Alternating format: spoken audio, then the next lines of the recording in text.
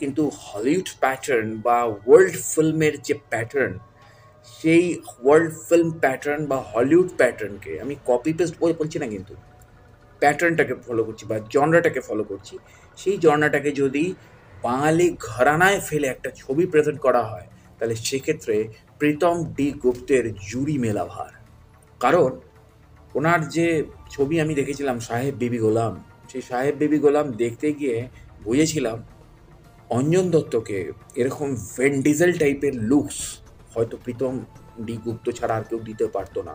হ্যাঁ, খালি রোগা ভেন ডিজেল আর কি। আহ, তিনি হলিউডের ভেন ডিজেল আর উনি আমাদের কলকাতার অঞ্জন দত্ত।